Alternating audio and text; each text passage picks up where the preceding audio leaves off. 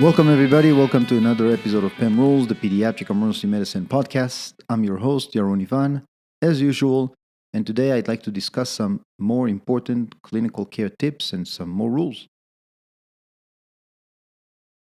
Rule number 192. Newborn exam means the patient must be naked.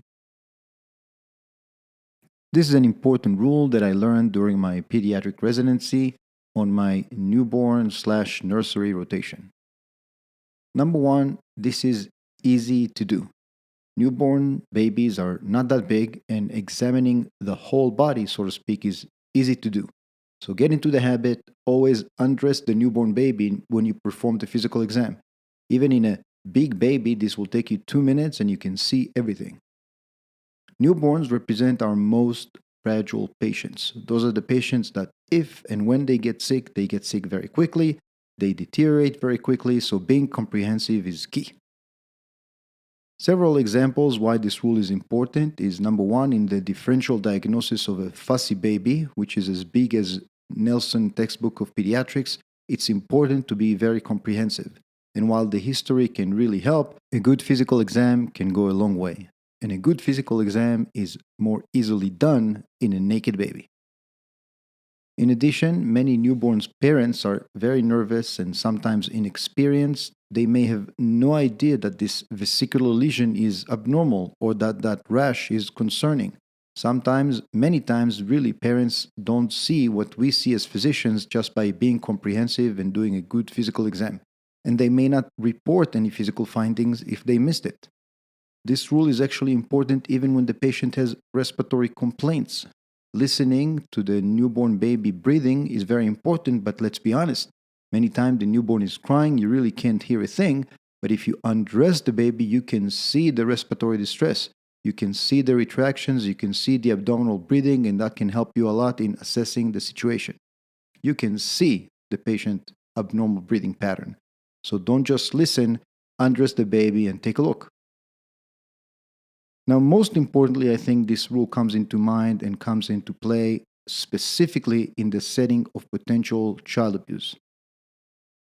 In the case of a child abuse, every skin finding can be very important. We all know the rule: if you don't cruise, you don't bruise, and any bruising or any hematoma you find in that age will be very concerning. So anytime the differential diagnosis of your patient includes child abuse in any patient, but specifically in the newborn, getting the newborn naked to do a full physical exam is very important. So remember rule number 192. Newborn exam means the patient must be naked. Rule number 193. Keep it simple. So one of the reasons I like pediatric emergency medicine so much is because I truly think of it as a simple field. Most of our patients are young, most of our patients are healthy. When there is a chief complaint, it's usually a single chief complaint. If they have any medical background, they have usually one single disease they suffer from, asthma and whatnot. So really, our patients are simple and easy to figure out. But more importantly, I think it's important to look at the field and look at our patients as simple, and look at the disease process, the problem, the chief complaint, the past medical history as simple. This is a rule I often discuss with our emergency medicine residents who are used to treat old people with several comorbidities who take many medications and are not necessarily that simple. Pediatric emergency medicine, however, is simple.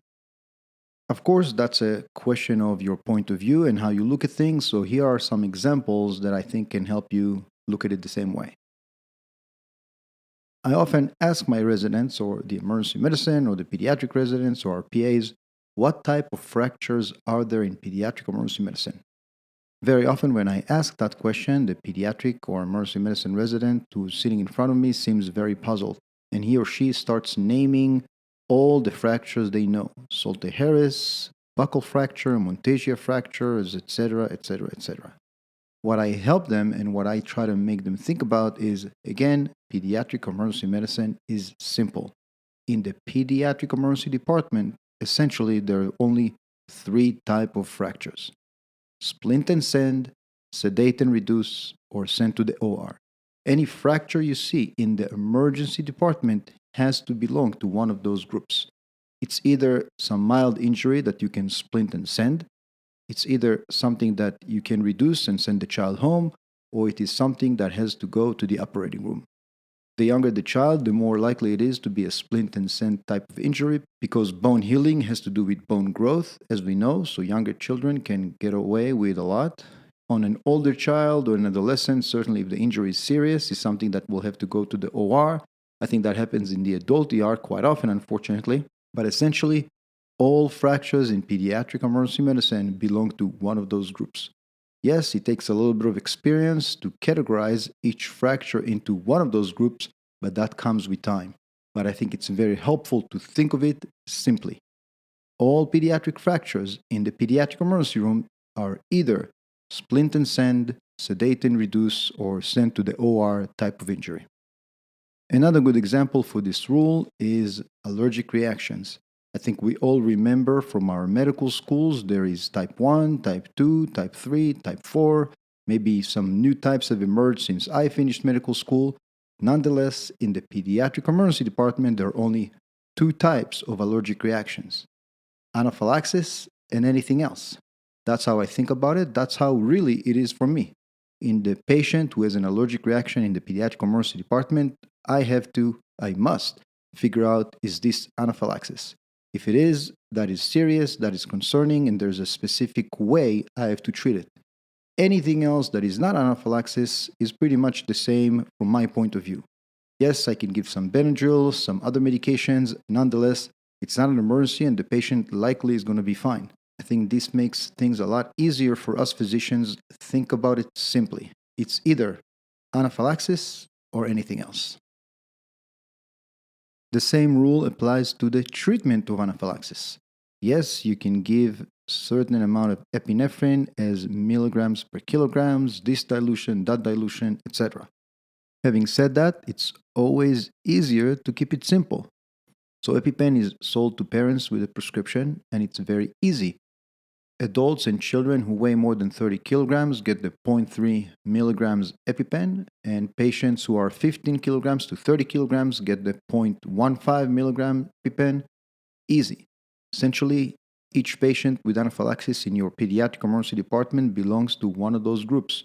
It's either someone who's more than 30 kilograms or somebody between 15 and 30 kilograms. It's very rarely a child less than 15 kilograms, since anaphylaxis is not very common in those very, very young patients.